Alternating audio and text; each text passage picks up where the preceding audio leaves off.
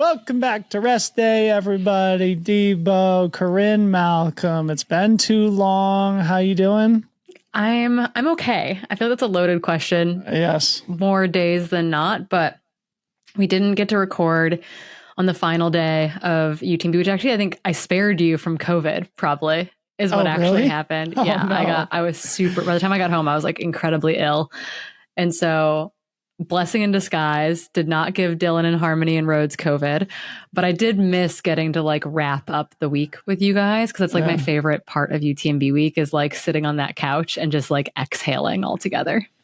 Yeah, we missed you also, but here we are, Rest Day, talking about less pleasant news. Maybe just to get us started here, I don't know whether to be happy or sad, but as soon as the news broke yesterday that Joyline Chepgneno had failed a drug test at Sears&All, Freetrail's DMs, emails, comments just get filled up as if it's our responsibility to really tackle the news of the day, which, you know, I'm grateful that people want us to provide information and contextualize what's happening in the sport. But certainly some of it came with a posture of like, what the hell, do this now. You're irresponsible for not releasing a podcast. So immediately I did get a DM that was actually like kind of tongue in cheek. And it was to the effect of like, what do I have to do to convince you and Dylan to have a nuanced conversation about this? And I was like, we're recording tomorrow afternoon, actually. That is exactly what we're here to do, Corrine. Yes. So to our audience here, if you are expecting a knee-jerk reaction that's very emotional and divisive, that's not what you're going to get. We are going to lay out the facts of the case as we know them, what it means for the sport, why this maybe happened, what maybe could come about in its aftermath, both from a positive standpoint and the reverse.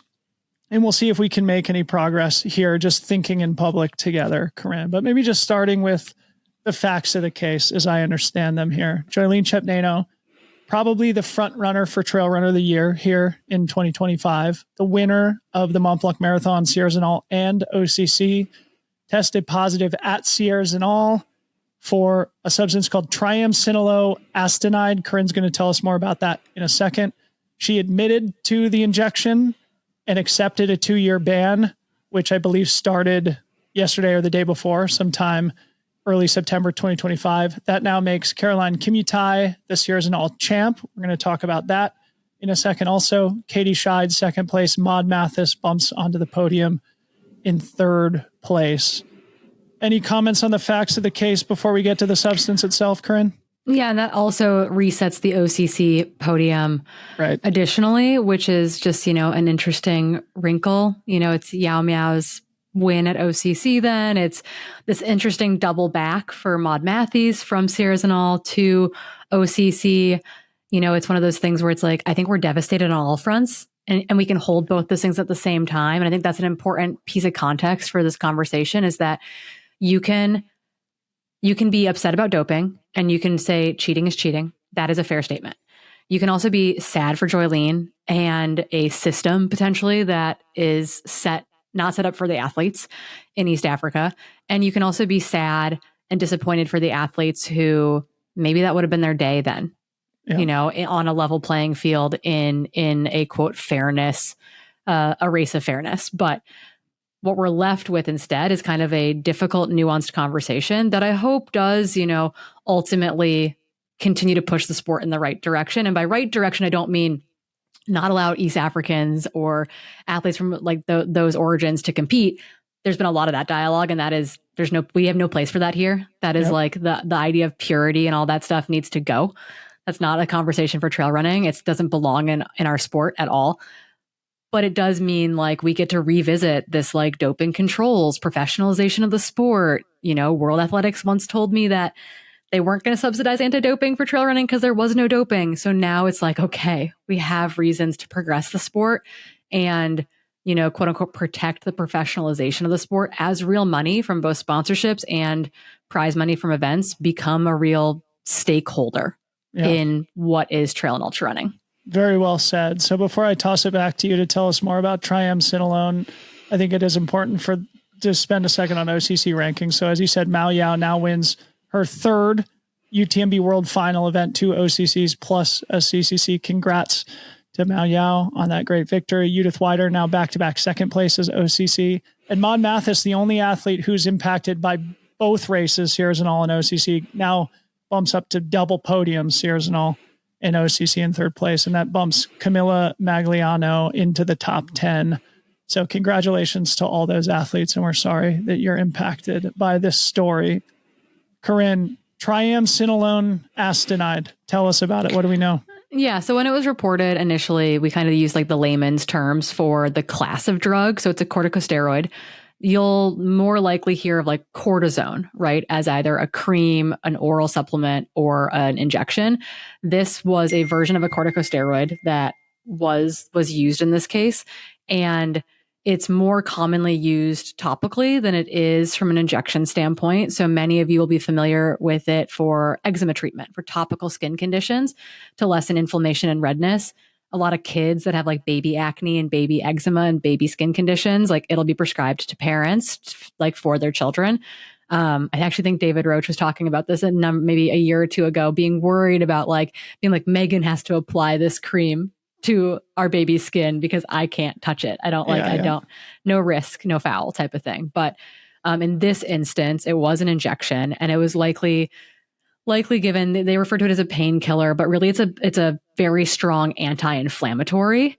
And so injected either intramuscularly or into the joint space, depending on the injury. And I've actually advised athletes on this. I myself have gotten a cortisone injection into my shoulder for a shoulder injury. I've advised athletes on this. I actually messaged David Roach about this when he was looking at a cortisone injection for his knee. You know, you can spend about 30 to 90 seconds Googling cortisone injection, TUE ? And you'll get the USADA webpage for it immediately to be these are the modalities in which it can be given. These are the timelines in which it is required to have a TUE for it. And again, it is only illegal in competition. And the in competition testing window at events like Sierras and All is generally a reference to 24 hours before to 24 hours post. So not necessarily physically during the race itself, but the day before, the day after. So that's a little wrinkle. There's also a washout period for this drug. And so in her statement, she does say that she was dealing with a knee injury and that she received an injection in July. So in all likelihood, if this was a case where she denied taking it and they had to go into a further investigation, she could get as many as, I think, as up to 4 years as a ban for this substance, and was ultimately, said, hey, I took this injection, and then is now going to serve a 2-year ban for use of this injectable without a TUE.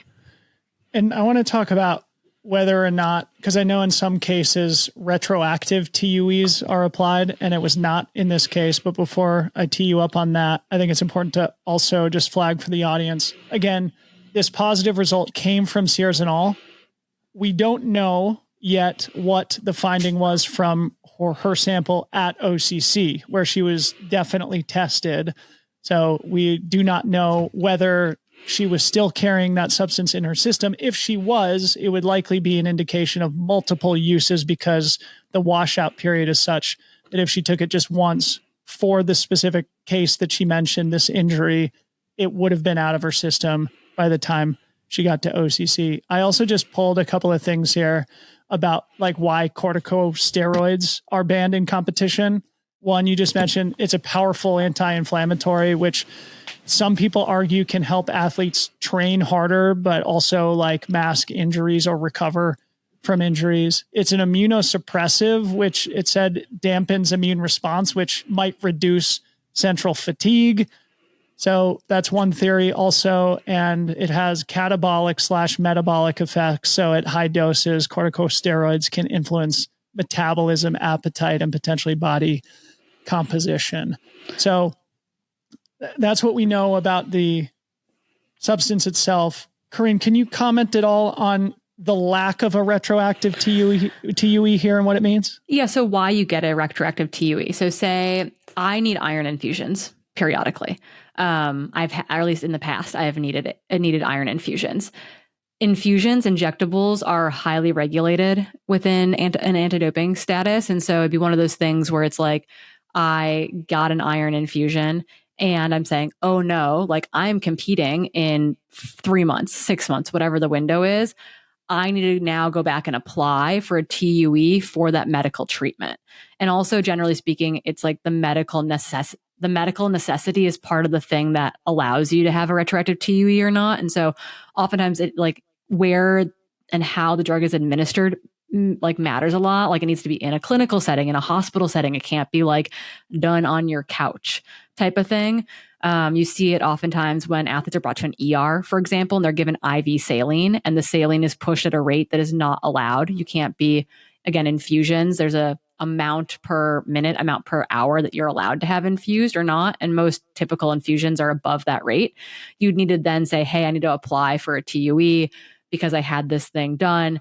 And if I want to compete, I need that TUE in place. If that TUE is not granted, you would then not be allowed to compete for that washout period or for the legal amount of time between that procedure and racing. Or you might not be able to race until you can get a TUE in place if it's a long-term medication like an inhaler. Some inhalers require a TUE, for example. So generally speaking, it's used where it's like, oh no, I got this thing or I had this thing done. I've now looked at Global DRO, which is like a way to look up medications and what is or isn't banned in competition or in general. Then you go and apply for a TUE, and then you wait for it to like clear to be allowed to compete. That did not happen here. And so that brings into question like how soon the injection was to competition, a lack of knowledge. But at the same time, like we can talk about the complexities of this case in which the coach involved had an athlete banned for a different substance, but also this substance as well. And so should know better type of thing. Yeah. So it's like the athlete education is important when it comes to TUEs and getting a TUE, but it's also one of those things in which the coaches, managers, et cetera, involved in it need to be brought up to speed as well. If they are, otherwise they're being negligent. And I think that's the big thing here is that trying to ascribe who was negligent in this case is complex and difficult. Yeah. All right. So it's probably great to go there next and talk about the Millimani runners themselves, a group that we've talked about here on the podcast a couple of times. That we've been excited about. Yeah. We've been very excited about this organization and like getting to see the rise of East African athletes in trail, largely through groups like Millimani. Yeah.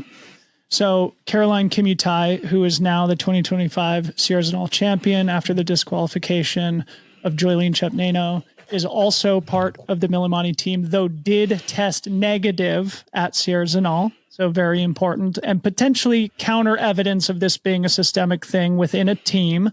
I know there's been a lot of speculation in that regard.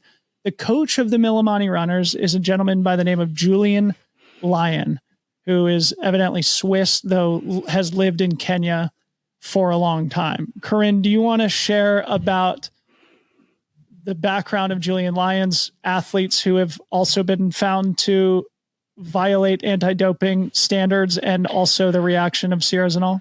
I mean, I can speak to the reaction of Sierra for sure. I feel like I'm always a little bit short on names and dates of I've got things. Some of those. But effectively, I guess, why don't you talk a little bit about what happened in 2023, and then I can talk about what happened immediately after that, and now what's happening because of this second infraction. Yeah. Okay, great. So in 2022, it was a gentleman by the name of Mark Kingogo, also a Kenyan athlete, part of the Millimani runners team, won Sierra and then tested positive for, I wrote down the substances. One of them was the exact same substance, triamcinolone acetonide, and the other one was norastrolone or something like that, more of an anabolic steroid, as I understand it. I'll get that clarified here in just a second. So this is now the second Sierra winner from the Millimani team, who has then subsequently tested positive in its aftermath only in the last 3 years, and both coached by Julian Lyon, part of the Millimani team. So that tees you up on Sierra who has taken an understandably aggressive posture here after Joylene's finding. Yeah. And so, and I know some of this in part because an individual on the PTRA board who's a Swiss lawyer is also one of the advisors for Sierra and so was instrumental, I think, in writing some of this as well. But effectively when that happened in 2022, Sierra said, hey, this is bad. We don't like this. You're being put on notice. We're not banning the coach. We're not banning Milmani, but we are making you agree to some terms, i.e., if this happens again, you're done effectively. Like in layman's legal jargon, this happens again, like one time, okay, it's an oopsie. We're not going to blame the entire organization. If it happens again, there is a greater fallout, not just for the athlete, but for the organization and for the coach involved. And so was well aware, like this individual was well aware that this could be the outcome of something happening like this. And so effectively, Sears and All puts out a press release that I sent to you because we were talking offline about this idea of like, man, like this is going to flavor how people see East African runners in trail as it has in road and track and field, where there's a lot of dialogue of like, of course the Kenyans are dirty, which I think is nonsense. There's like a greater issue of inequity going on in East Africa with these athletes. But effectively, Sears and All said, not only is this athlete banned for life, even after her 2-year suspension, because they have a zero tolerance policy for their race, but they have banned the coach and anyone coached by this individual, and they have banned anyone running under Milmani, which means that if athletes from this organization want to come to Sears and All, they can't, or they need to be on a different team and they need to be sponsored differently.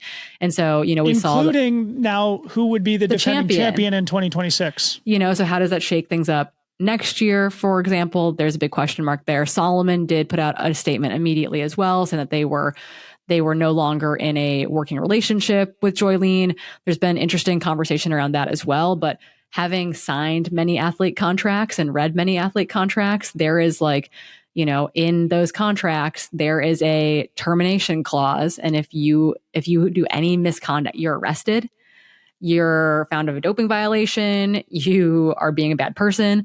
There's a termination clause in every single athlete contract where that brand can say, nope, like you're done, like your contract ends now. And that is what legally came into effect with the acceptance of this doping suspension. Yeah. And so that might feel harsh, but that is where that's coming from. It's coming from the legal terms of her contract. And I wonder if that's written into the legal terms of the Milmani contract as well, because while Joylene was on the global team with Salomon, Milmani is also affiliated with Salomon as well. Yeah. I want to come back and talk about what does this mean for Salomon and the relationship with Milmani in a second. But building off what you're saying here, the perfect example of this is Lance Armstrong, obviously, that we'll all remember after he admitted to his career-long use of performance-enhancing drugs, that on the same day, Nike, Trek, Oakley all dropped him simultaneously based on these clauses in the contracts. I have a couple of quotes here just to share with the audience from the press release from Sears and All. It says they ordered Lion to fully reimburse prize money, accommodation costs, and administrative fees arising from the case, including reputational harm owed to the Sears and All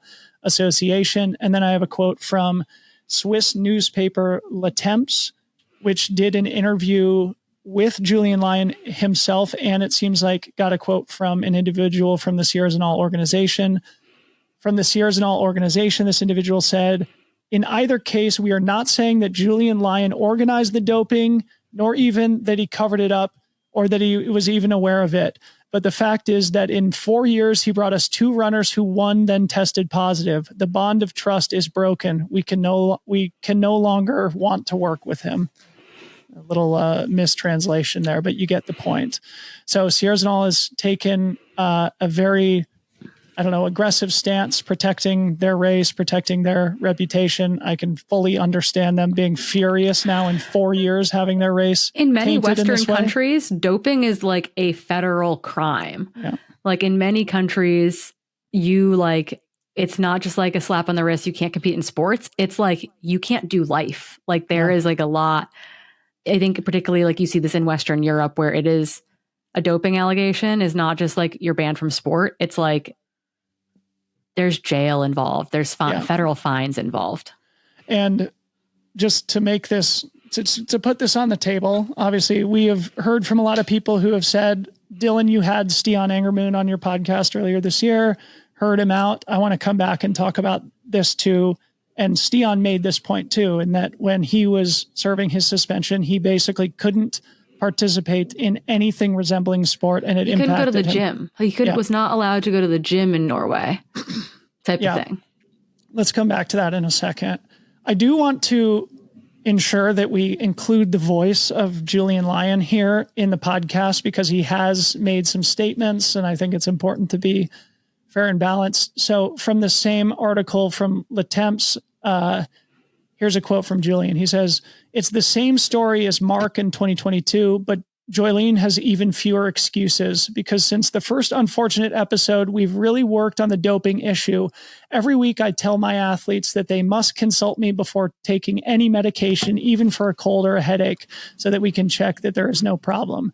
Every month we also organize meetings with Solomon, the team sponsor, medical team, to do prevention. I often warn the riders, the runners, if one of you dopes, we all go down." So Julian effectively making his case that he's just the coach. He's really trying to do a good thing by helping introduce East African runners into the trail space. But at the end of the day, he's not their mom or dad. He can't oversee them for 24 hours a day, and they are going to make their own decisions. And in this case, positioning it as Joylene making her own mistake and him claiming he was unaware. Anything you want to add to this, Corrine? I mean, and I think it's one of those, there's a kind of this conversation around the coach in this instance. And I do think that historically, again, looking to Ethiopia and Kenyan runners as the example here, coaches are they're not your traditional coach in a lot of ways. It's not the same like coach-athlete relationship I have with my athletes, for example. Like they really do act as managers, agents. They're incredibly hands-on. They're the ones, signing. Oftentimes, historically, they're getting paid a cut of, appearance fees or prize money. So I feel like it operates much more in like a track and field and road space than traditional trail coach-athlete relationships. And so there is this element of like, yes, he wasn't their babysitter. Yes, he wasn't holding their hands. But at the same time, the coach involvement in East African running culture looks generally a little bit different than how we in Western culture view coaching. Now let's spend some time, Corrine, talking about why this might happen, what the consequences are, what it means for the sport. Francesco Puppi posted a really important Substack that I'm going to make sure to link to in the show notes here, that I think did a great job of balancing both the natural outrage that emerges from situations like this while also identifying reasons why it might happen.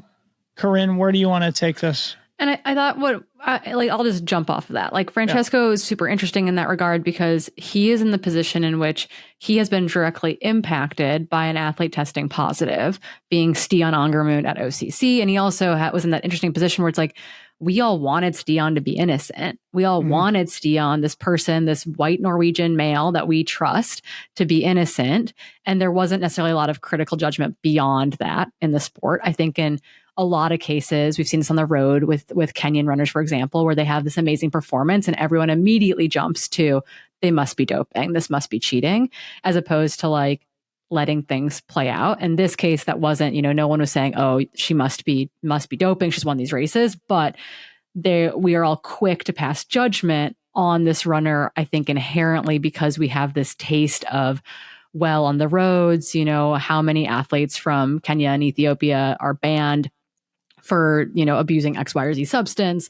There's a lot of speculation and questioning of, we have no out of competition testing in trail and ultra, virtually zero, I would say. There are some countries that are testing, and historically in East Africa, the out of competition testing for road, track, and field athletes is not as robust as it is in other nations, other more privileged, well-off nations.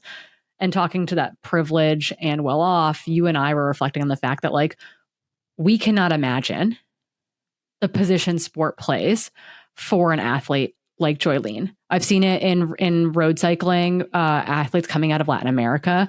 I've seen it in some other athletes coming out of China, out of East Africa, in which we cannot imagine their upbringing. We cannot imagine the life-changing experience sport can have. You and I have life-changing experiences in the like emotional sense, the spiritual sense when it comes to trail and ultra.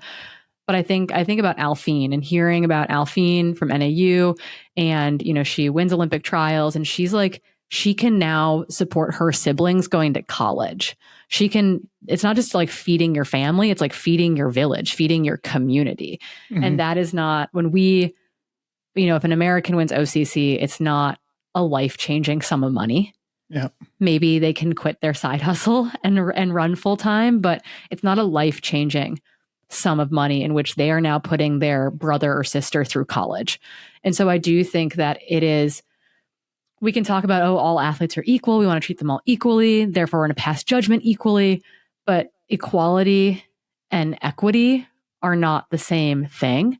And when we think about athletes coming out of these communities, like the athletes coming out of Kenya, we can treat them equally, but we are inherently as a sport not set up with equity in mind. They are not starting at the same level. They don't have the same amount of support. They don't come from the same amount of privilege as Western Europe, as North American athletes do. And so that is a piece of the puzzle that is, I think, incredibly prevalent and incredibly important to the context of what has happened with Milmani and with Joylene in this instance. Yeah. So just to add my perspective, the prize purse at OCC was 13,000 euros. So maybe call it double that with brand bonuses for Joylene.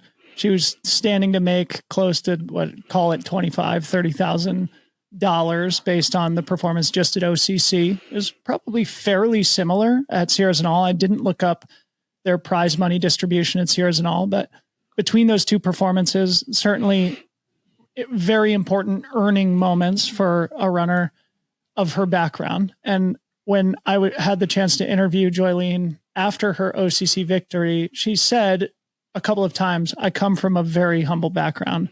She has 2 kids. She's only 27 years old. Her mother apparently looks after her children while she travels to Europe to race. So you can see, you know, based on, and again, we're not making excuses for anybody here, but I think it's important to just, you know, think from the perspective of the individual here and share all sides of the story, even if people aren't here to speak for themselves. Like if I were standing in Joylene's shoes, I guess the thought process is these 2 races are really important for me to earn money for my family. This is my job as a professional athlete. My knee hurts. I need to get this injection. The less charitable view would be, I have no regard for the integrity of sport. This is a corticosteroid, which arguably is a performance enhancer. That's why you need a TUE. I'm going to take this hoping that it's out of my system before I get tested at the finish line of these races. And that didn't happen. And here we are. So I don't know. And it's very likely the former, right? It's very likely that and even again, it's like no one wants to test uneducated athletes. And when I say uneducated, I don't mean that you haven't gone to school. I mean, anti-doping is incredibly complex. And when they instituted out of competition testing with like the MFA in the US and internationally, for example, they spent a year educating the athletes, the coaches, the managers, the agents about anti-doping and what was legal and what wasn't legal. You don't want to test uneducated athletes. You don't want to try to gotcha. You want to say, hey, this is allowed and this isn't allowed. And this is like how you know if it's allowed or not. And this is the system that we're going to work within. And that education generally only happens when we have true out of competition testing pools, because then there are annual modules that athletes are required to comply with so that they know, okay, this is what's being updated for next year. This is changing for next year. This thing that was legal is no longer legal, or this is how we're updating our whereabouts, or whatever it might be. Education is inherently baked into that system. And that is the uphill battle that we've been fighting. I've been talking about anti-doping and trail and ultra running for probably 6 years now, since maybe 2017, 2018, having been in those out of competition testing pools for a previous sport. And so it's like, this is maybe the momentum. We talked about what's the positive that can come out of this. And the momentum might be that entities like World Athletics, like why we don't have it. So why do, I guess, stepping back 1 second, why don't we have out of competition testing yet in trail and ultra running? And the answer to that is we have no international governing body. World Athletics is slowly maybe moving to being that thing. They are one of the presenters of the World Championship event that's going on in a couple weeks in Europe. But historically, they've been like, no, we're worried about the road. There's no doping in trail. We're not going to subsidize this program. Yeah. Given this instance, I think we're having more and more reason to push World Athletics to say, you know what? Yes, we're ready to move forward with this. You guys are looking at an Olympic bid. We're getting involved with your world championships. We're deciding what associations can send athletes to worlds, which we can talk about in a second with China. But it's like there is this momentum maybe now in which that kind of stuff can happen, which means we will have an educational pipeline for athletes. We will have not just in competition controls, and the whole sport from a professionalization lens will benefit from that. Mm-hmm. But until then, we're kind of spinning our wheels and just asking all these different race orgs to provide in competition testing. Yeah. And education is going to be critical to this, but I can imagine people in the audience now rolling their eyes and thinking, regardless of the circumstances, when you're a professional athlete, injecting yourself with anything, you have to be hyper vigilant. And therefore, it's harder to believe that this was just an innocent case of my knee hurts. I need to get better in time for Sierras and all. So no, like a mistake was people made. Can feel that way. Yeah, right? no. Like doping is doping, and it's not. There are rules for a reason, and rules why things are banned. Also, it's not just performance enhancing. There's a health risk to the athlete, and or it's not in the like ethos of sport. Effectively, it's like, is it foul play? Is it going to potentially harm the athlete, and or is it performance enhancing? And I think corticosteroids actually like part of it's performance enhancing, but also there's probably a health component of why it's banned in proximity to competition, because there's great risk of injury and or kidney injury and or just like the whatever joint or muscle you get injected. Also, there's a risk of rupture. So I think that it's one of those things where like, yes, she did something wrong 100%. We can say that like this happened. She's going to face a 2-year ban. And it's like, cheating is cheating in that regard. At the same time, we can say this sucks, and it sucks for the sport because we want athletes from Kenya and Ethiopia. This is a devastating moment. When I saw that post, it's a blow to this advancement in the sport for sure. I mean, I was sick to my stomach when I saw that post yesterday, and I think we should come back and maybe this is the right time to talk about what happens with Solomon. And of course, we're speculating here, but I think it was both well-intentioned and a really smart marketing play to partner with this Millimani crew. But the fact is that now with 2 very high-profile positives in 4 years that include 2 Sears and all champions, that rightly or wrongly, there is going to be a dark cloud over this Millimani team now, which obviously cancels out whatever marketing and PR benefit that Solomon was getting. I do also want to say, I don't follow track and road racing as closely as I'm sure most people in our audience do, but my good friend, Andrew Bumbalow, who raced professionally for the Bowerman Track Club for 10 years on the track and on the roads, looks back on his career, and we've talked about it here on the podcast, with a lot of skepticism, and it's heartbreaking for me to have conversations like that with a friend of mine, where his life, his career, he doesn't have the trust in the integrity of the competitions that he competed in. My whole career, I never felt that way. Mm-hmm. And we are now in an era where we have to be skeptical, and it's terrible. It's fucking terrible for the sport that this has happened. Yeah, and agreed. And like, really like that, this will be the poison that kills the special sauce in trail running, is if we all lose trust in the results and in the competitors that we line up with and against. Do you want to say, or do you have any thoughts about the partnership with Solomon itself, or just generally, because there has been this narrative now of like, oh, Kenya's just totally out of control. It's the Wild West. Everybody's doping. If a couple people are getting caught, imagine that's probably a very small percentage of the number of people who are already using. Francesco sort of tackles this in his piece as well. You can see that being a very easy scapegoating mechanism for deeper problems. I think it's really easy for people to pull their investment out, right? For brands to say, no, it's too risky. We can't do that. It's too risky.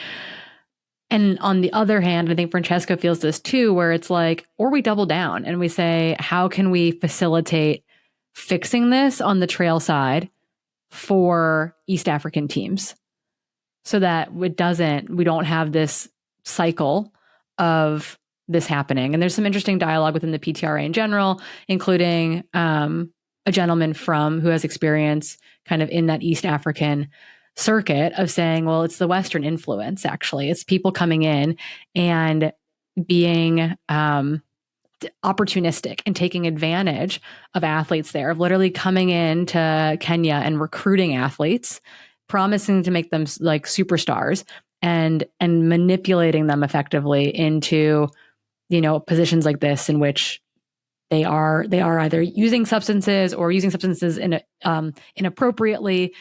And there's a cycle there that can be broken as well. And I do worry that this kind of thing could taint the water in which other brands do find it too risky to invest in these individuals or these teams.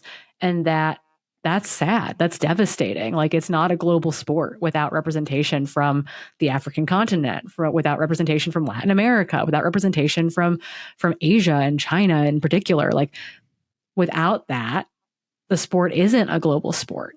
And we want to move in that direction because we want that competitive, the who's who is here. And that includes athletes from those nations.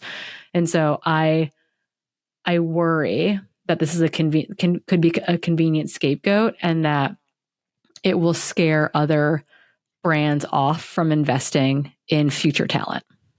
Maybe spending a second here just about Joylene specifically.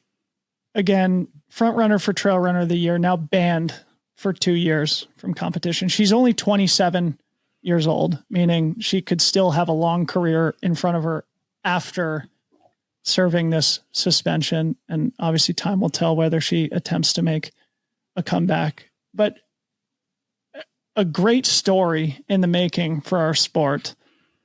A landmark moment of the first East African athlete winning OCC. Now that enormous landmark watershed moment is deleted and canceled and delayed at least another year.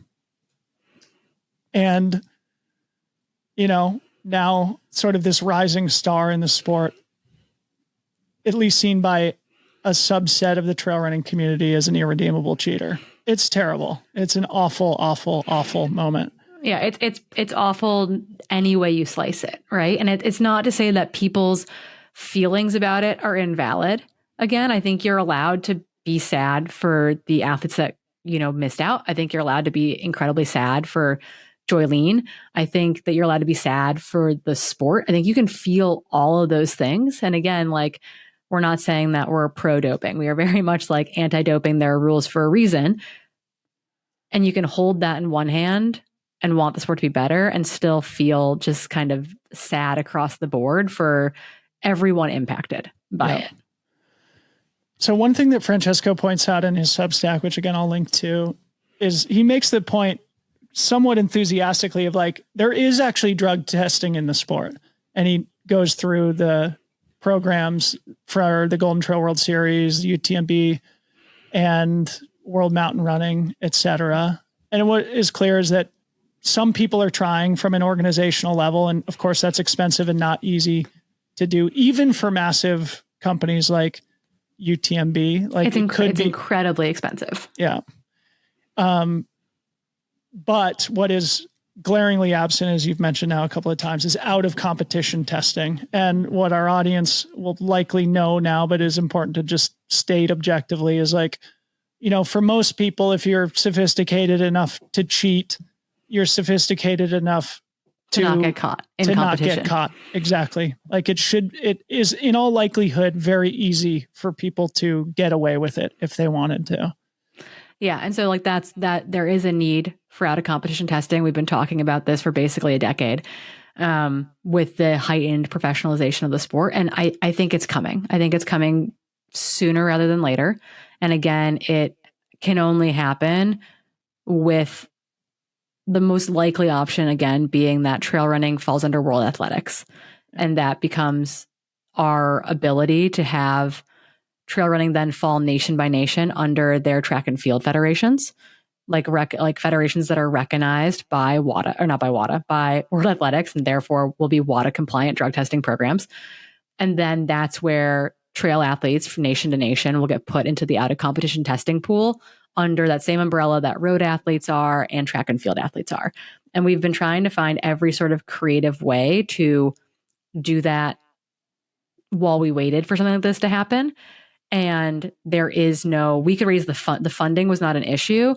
It's the who holds the money and who holds the responsibility of it was lacking. And that's not to say because people were uninterested. People were very interested in it. It's just like it has to be an international governing body, and trail just has not had that yet. And I hope with the changes in World Athletics coming into the sport that will effectively push that forward. Yeah. Because trail running cannot be in the Olympics without an out of competition testing pool. Okay. Because athletes are required to have been tested out of competition, I think twice in the year preceding the Olympics. Yeah. So it will happen. If trail running is going to the Olympics, there has to be an out of competition testing pool in place. So wheels are turning slower than we would like, but I know there are many people just screaming into the ether about drug testing needing to happen. And again, it is happening in competition settings. It's not happening in out of competition settings. Yep. And again, if we look for silver linings, maybe that's one of them. It is. I think it accelerates us in that direction. I think it is the silver lining of this. One thing I do want to address here before we move on to happier subject matter, Corrine, I want to, in good faith, think through together how Joylene's case contrasts with Stian Angermund's, because I have certainly received feedback, about us having Stian on and people requesting that we have Joylene on to share her side of the story. It's something I'm open-minded to. So just to maybe say how I view this in context, Corrine, and you can share your feedback with me. I think this will be important, but I mean, Francesco mentions this, and we should say also Francesco finished second place behind Stian the year that he was found with a banned substance in his system at OCC and has been retroactively deemed the champion of OCC that year. So Francesco has been personally impacted by this. And he makes the argument effectively that maybe the difference in the way the community has reacted to Stian's case, which was sort of a trusting Stian side of the story, whereas maybe Joylene people haven't been quite as accepting or believing in, this just being an injury that she was trying to recover from quickly, that maybe it comes down to racial disparity, things like that, which I think is an important conversation to have. And it might be the case. As I look at the facts of the case, it does seem different to me. Mm-hmm. Stian was found to have a diuretic in his system, a substance that really nobody had ever heard about. But bottom line was that after an 18-month suspension, a third party, after a thorough analysis of the case, did not exonerate Stian, did say, okay, he did have the substance in his system. There needs to be consequences or a penalty for that. But also had the finding that in all likelihood, this was an unintentional consumption. It was not an egregious, They didn't think it was a masking agent. They didn't think that's why, again, diuretics are banned because they're masking agents and or used for weight loss, which would not be effective in this hydration status issue. Yeah. But that they said, hey, this was in, it wasn't, people get false positive and contamination mixed up all the time. So they'll be like, it was a false positive. No, it was in his sample. Yeah. How it got into his body to be in his sample was what was in question. And they essentially said, this was in your sample. Therefore there is a penalty. but we do not believe that you intentionally ingested said diuretic. We have not found the source of the diuretic. You were not able to find the source as the athlete. We didn't help you try to find the source, but you were unable to find the source as an athlete. And therefore, but because of all the other like logistics behind the like that conversation investigation, they said, we do not believe this was intentional. We believe this was ingested as a contamination. And therefore, like that is our end of finding, which is very different than saying, yes, I did get an injection. I didn't know it was illegal. And that exactly, I can believe her at face value at that for sure. Like, I think it's not crazy for an athlete not to know any better and to do something like that. That's not that crazy. Yeah. That I think is not disbelieving her, but they are different scenarios in which it would be different if she said, I don't know how that got in my system. I like trying to like investigate it out. Those again are two different like scenarios of like, is it a contamination? Is it a unintentional ingestion? Is it a, I didn't know any better, but there's a penalty associated with this type of thing. Like, it's a little bit across the board there. Yeah. So different circumstances.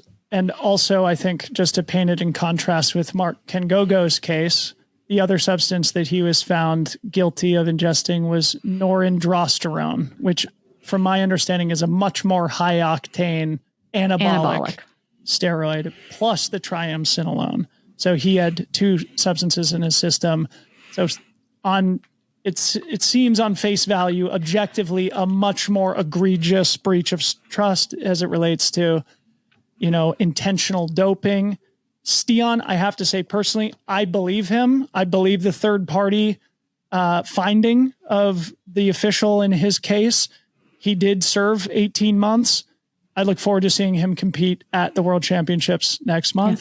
Yes. Joylene, I don't have any reason not to believe her. Don't know her personally in the same way that I know Stian. Haven't had a chance to like speak to her in depth like I have with Stian. But it seems to me three different cases that sort of span the spectrum in terms of, in some cases feeling likely that an individual didn't intend to, dope, and in other cases where it feels like very intentional and very egregious. And this is one of those things where I think if it had been a topical, she said, oh my goodness, yes, I was prescribed this topical treatment, that would probably carry a lesser penalty than an injectable. Like injections and IVs are just real high penalty items. And so that is where that 2-year ban comes from, is because it was an injection. And I think that I believe her. I believe that she had a knee injury and she wanted to be able to race and race well. And so sought medical care from their team's physician, and I don't know what her coach's involvement was. I think it's not great that they've had two athletes in the same situation. That I want to believe that they are working on education in that program and in that pipeline, because that would help break that cycle. But again, there's a long history of malfeasance when it comes to coaches and agents working with these athletes. And I believe that it wasn't like this malicious thing, but she injected a substance that you're not allowed to inject without a TUE within a certain window before competition. And therefore there is a punishment associated with that. It's this, like any legal case, right? There are various punishments for different levels of crime, so to speak. And I think that there are certain doping cases where I was like, EPO, bad. You can't be in the sport ever again. That's very bad. I think when you have athletes that did something of this nature, they serve their time. And if they have the ability to come back, they come back. And I have no problem with that. I think there are different degrees of malfeasance and when it comes to doping, and independent of race or ethnicity. Like, I think that it's important for the community to say, yeah, okay, she did this thing. These are the rules. They're not allowed. She's going to serve her time. And then she should be allowed to come back and compete without it being like once a doper, always a doper. Yeah. Corinne, but I think it's the bad taste. It's the Lance Armstrong effect, right? Like, we all had that discoloring of cycling in our mind. So anytime a cyclist does anything, we're like, probably doping. Yeah. And I think that unfortunately Joylene is lumped in with the Kenyan track and field and road world, and in which we're like, once a Kenyan, always a Kenyan, and that is inappropriate. And so I think that we needed to take that colored lens off and look at her as an athlete, and an athlete like from a very specific situation, and know that it's going to suck for her to be banned for 2 years as well. And it's going to suck for Yao Miao for missing out on that moment at OCC. Like, it's no way you cut it. Is it fun or good for anyone? Yep. Anything else we're missing here, Corrine, before we move on? No, I think we have sufficiently tried to be nuanced and even keeled about this topic. What I just want to say in closing is that I don't know anything about anti-doping. I care deeply about the sport and its future, and I try and enter these sorts of dialogues with people like Corrine, who know a lot more than me, with an open mind, and hope to learn myself. I hope we all can bring that same orientation to these conversations and resist the temptation to cancel people, throw them under the bus, demonize whole groups of people, or even come after Corrine and myself for not doing a good enough job in having these conversations. We're doing our best in a hard moment for the sport. And I would like to toot our own horns a little bit. I think it's really easy to have a one take like reaction to this. And it's much more difficult to sit and evaluate your own bias, right? Like, you've had to say, like, why did I feel a certain way? Why might I feel a certain way about one athlete over a different athlete? And what is my inherent bias there? And that is not an easy thing to do, but I think it's an important thing for us as individuals and for the sport to do as well. Yep. Okay, moving on. Let's spend at least a couple of minutes talking about happy stuff. Hey, we've talked about Francesco Puppi a couple of times on the podcast here, Corrine. Yes. A little bit of news breaking this week. Francesco Puppi finally gives in to the peer pressure from me. Again, I take full credit for this. Francesco Puppi takes the golden ticket to Western States. Of course, I'm kidding about taking the credit for it, but we're already getting excited about 2026 Western States, Corinne. Never too early. Never too early. I will say, too, that I had heard from Hoka adjacent teammates that Francesco might not take the ticket because he wanted to eventually do it the American way, where you go and get a ticket at Black Canyon and go to Western States.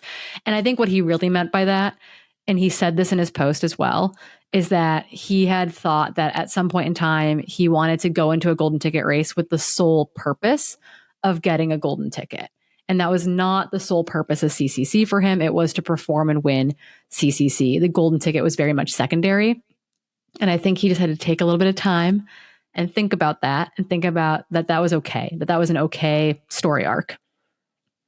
And I think you and I can both confirm it's a very okay story arc, and we're incredibly excited to hopefully get to watch his debut 100 at Western States. Oh my gosh. After watching him absolutely dominate the Canyons 100K in April, my goodness, my fantasy roster is already materializing here for Western States 2026. There's a lot that can happen over 100 miles, and it truly is life in a day. And I think that who knows what will happen. I mean, he will come in as a favorite just because he has had such an incredible last 18 months. Yeah. That being said, it's still anyone's day, and it's still 100 miles, but I am thrilled that he did decide to say yes, and that he's got a long runway to really get prepared and to dial in for Western States. Yeah. I was just thinking, is this potentially the most exciting 100-mile debut in recent memory? Yeah. I mean, I think we were pretty excited for Adam Peterman's Western States debut. That's true. As well. Because I think he was, on a heater when that was happening as well. And so I think that was a specific, I think that was a very exciting debut. I think we've been excited about, Hannah Allgood debuting at Javelina, for example. We're always excited when athletes take that leap, be it at Western States for the first time or just move up in distance a little bit. Same with someone moving to CCC or UTMB.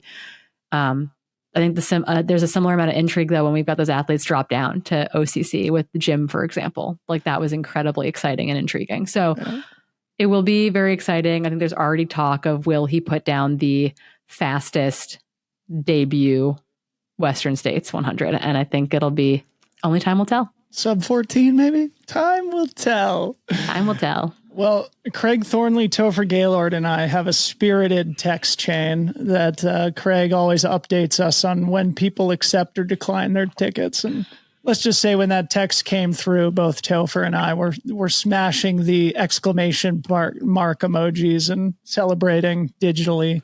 Was it 3 up? Was it 3 up, 3 down for the tickets for CCC? I don't think the other athletes have fully decided yet. They get 2 weeks. I think sometimes Craig gives them a little bit more of a grace period. This is a very, early moment for athletes to be thinking about next year's season, obviously. But I mean, we talked about it on our post-race shows in Chamonix, but David Sinclair and Drew Holman would both be awesome to have. All three of those guys have declined golden tickets in the past.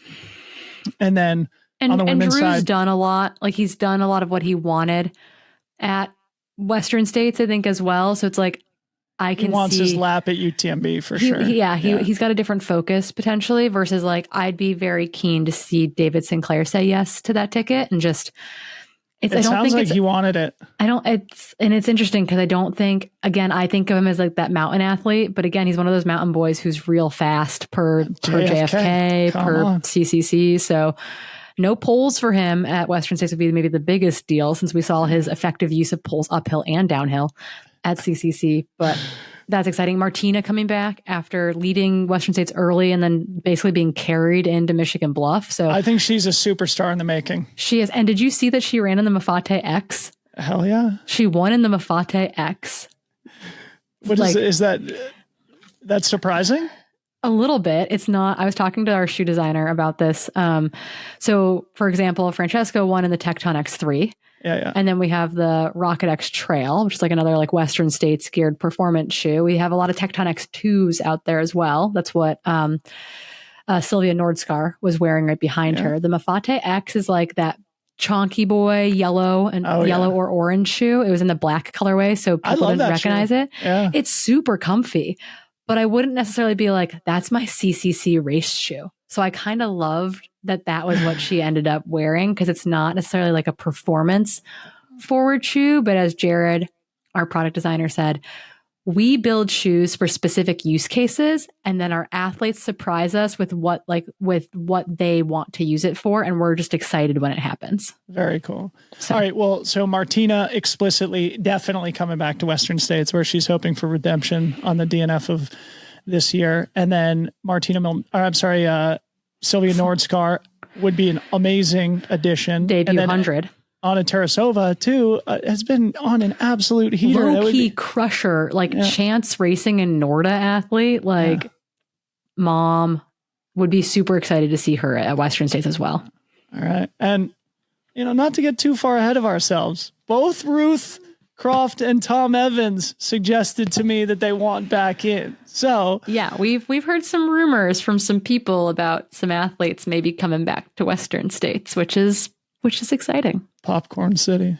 Yeah. In closing, Corrine, do you want to update us on your Mammoth 200 training or advise me on which race I should DNF this fall? We're DNFing. I'm not doing Mammoth. The travel is too crazy. I think they've pulled me off the start list actually. Oh, really? Which is nice of them. I will do Mammoth 200 at some point in time. Like Hillary gifted that to me as a carrot, knowing that like we've all been through like a trying to conceive journey. And she gifted that to me as like we want you to have a carrot for when you're ready. And the travel I would need to pull off to make it happen was just too much because I live at like 30 feet above sea level. So I would need to be in Bishop and Mammoth right now to make that happen. And then I'm basically on the road all of October for weddings and races. And so I decided it just wasn't going to happen this year. I will make a 200-mile debut, I hope, in the next 12 months if I'm not growing a child. And then I'm going to UTCT. Let's go. So I've wanted to do the 100-mile there since they started it. The Moila. Yeah. I texted Stu and I said, Myler ? And so I feel very lucky and fortunate that I can pull that off. My November is really quiet. So I was like, this is perfect.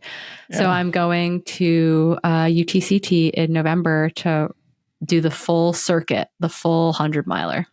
I mean, I would come with you, but that's Hard Rock qualifier, baby. That's too far to fly for a DNF for me. It is. I know I have to finish. I have to finish because, well, one, I need a Hard Rock qualifier. So I have to finish. And then the other component is, but yeah, I got to make it around the circle, I guess. And I'll have people there helping me do it. Too far to go to not finish. Here's the race that you and I and Ryan and Kevin should go do next year. Are you ready? Okay. We should go to Australia, all four of us, and do the GPT, the Grampian Trail 100. And what we should do there is that you can get a Hard Rock qualifier if you do the race solo or if you do the pairs race. Okay. And so you can do the entire 100-mile with a teammate. Corrine, so you just teed me up. I mean, if you and I did it as a team, we would obviously have to call it Chat GPT. Yeah, it would be really sick. So 2026, Australia in the fall. That was a great joke. That was an amazing joke. I know. We can narrate the entire race. But I also love that Ryan and Kevin keep doing these races together. So I think they should come too. So I think it should be Ryan Thrower, Kevin, you and me. Yeah. All of our loved ones can support us in this heinous effort.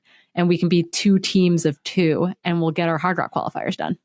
Chat GPT and Team Bro Mosey is what Kevin and Ryan do together. The Bro Think about Mosey. it. Yeah. Just think about it. The race director is amazing. I met him while waiting to crew rod at Lake Contamines.